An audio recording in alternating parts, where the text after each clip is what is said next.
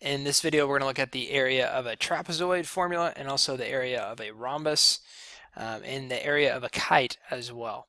So these are important formulas. You got to work to memorize them. With the area of a trapezoid formula, the height is always perpendicular to both bases, and the bases are always the parallel sides, and it doesn't matter which one's B1 and B2. As you can see, we're just going to add them together, so order doesn't matter, but they have to be the parallel sides. And remember, on a trapezoid there's only one set of parallel sides, so it's half times height times the sum of the bases, or the sum of the bases times height times 1/2. And then for the area of a rhombus, see it's the same for the area of a kite. It's 1/2 times the diagonal 1 times diagonal 2, and it doesn't matter which one is which, because the multiplication order doesn't matter, but the diagonals are these lines that go from vertex to vertex. So that would be, in this picture, D2, and then D1 would be this blue line here. And then you can see the formula for the area of a kite is the same as the formula for the area of a rhombus, 1/2 times diagonal 1 times diagonal 2, and once again this would be, in this case, diagonal 2, and then diagonal 1 would be here. And also remember, for a kite and a rhombus, that we have a right triangle. That diagonals are perpendicular, so we might need to use that to find the length of the diagonals. So push pause and see if you can find these areas on your own, and then we'll fill them in. So we just want to find the area. So area is, for a trapezoid, is 1/2 height times B1 plus B2.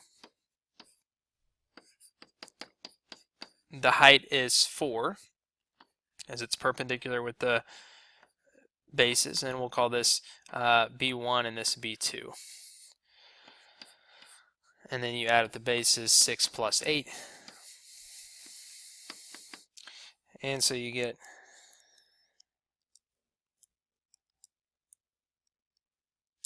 28 square units, or units squared, for the area of that trapezoid. Then number 9, we want the area of this kite, which is 1/2 times D1 times D2. And the diagonal here is this 14, and then also 6. Move that out of the way so you can see that number, but then the diagonal 2 we'll say is 6, diagonal 1 is 14, so that'd be 1/2 times 14 times 6, which should be 42. And it's still, actually we have units here, so let's call this one inches squared, and we'll go back to the last one. Instead of units, we actually know what the units are. It's feet, so we'll call it feet squared, or square feet.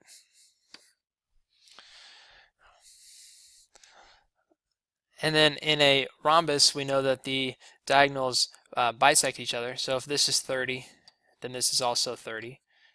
And if this is 40, then this is also 40. Or you could say D1 is equal to 80, and D2 is equal to 60. And so when we find the area, we get 1/2 times 80 times 60. And so the area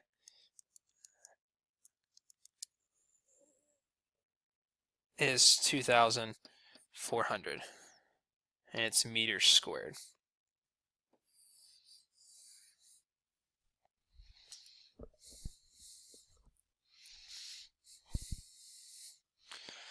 So a couple other ones here. Push pause and try to find these. On the area of this trapezoid where we don't know the height, we have to find the height. Now this is an isosceles trapezoid, so we can assume, or we know, I should say, that these two triangles are right if we draw them in, and they're also congruent. So if this is 5, then this is 5. And then to find the other side, we need to look at what we know. We know this is 14, and that makes up this whole piece here. Well, the whole thing's 20, and this is 14, and so I can figure out what this small, we'll call it this red piece here is. Because they have to be congruent, because we have congruent triangles. And they also have to take up a total distance of 6, because they have to get 20 minus 14 is 6. So this has got to be 3, and this has got to be 3, because 14 plus 3 is 20. So now I know enough information to find the height, because I know 5, 3, and that means this has to be 4. And let's kind of redraw that and do that in more detail. It's a 3, 4, 5 triangle. But it's also a right triangle where c squared is equal to a squared plus b squared. So I can do 25 is equal to a squared plus 9. And so 16 is equal to a squared, which means 4 is equal to a.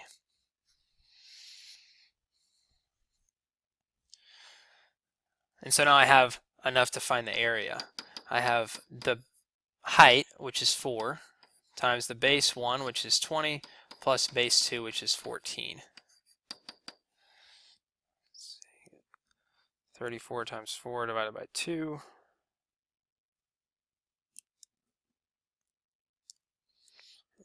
is 68.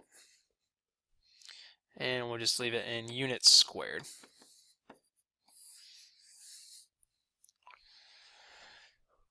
Okay, the number 12 is going to be very similar, so try that on your own if you haven't. If I draw these lines in, then this is 10.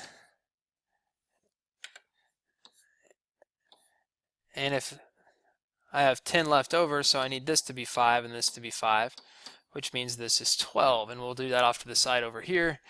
The right triangle, if I have 13 and 5, then I can do 13 squared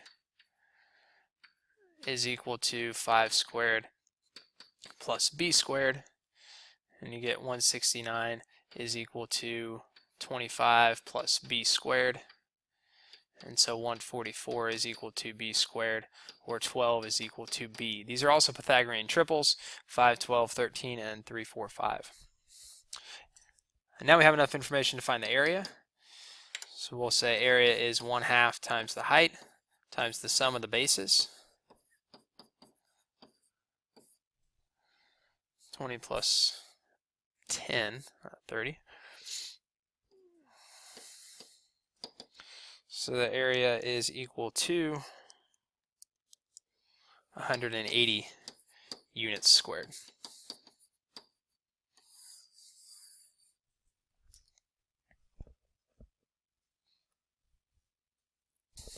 So the last two here, try to see if you can work these out on your own, and then we'll go over them. One diagonal of a kite is twice as long as the other diagonal.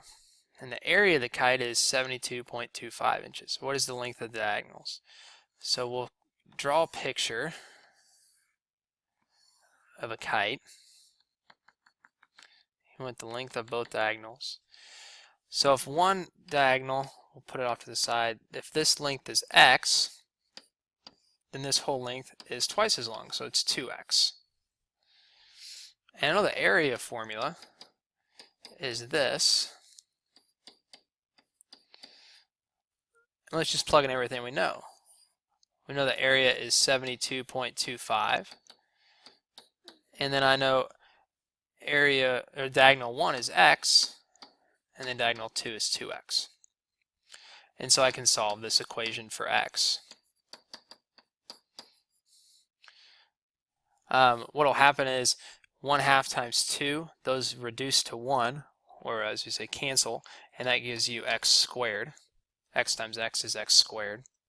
And so to solve that, we just need to take the square root of both sides to find x. So the square root of 72.25 is 8.5. And so that's one diagonal.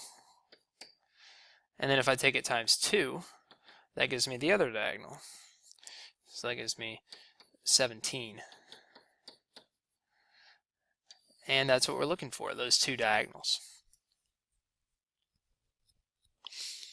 On number 14, it says the area of a kite is 80 square feet.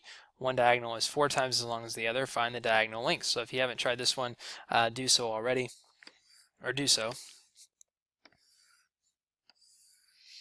And our picture's not necessarily drawn to scale, but on the kite, one diagonal is 4 times as long as the other, so we'll call this side X, and then this side will be 4X.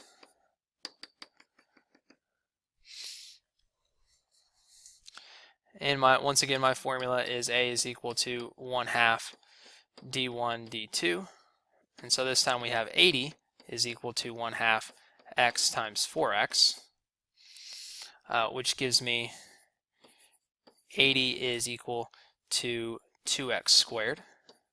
If I divide by 2 on both sides, I get 40 is equal to x squared.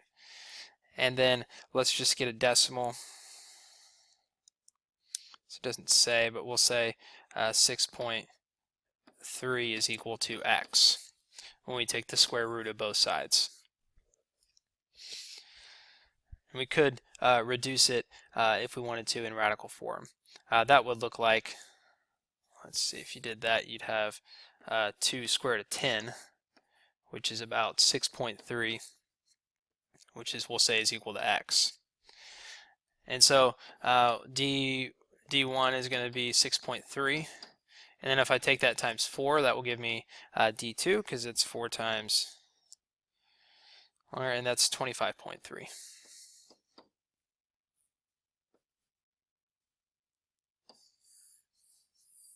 And that brings us to the end of this video. Good luck on areas of kites, rhombus, and then also trapezoids.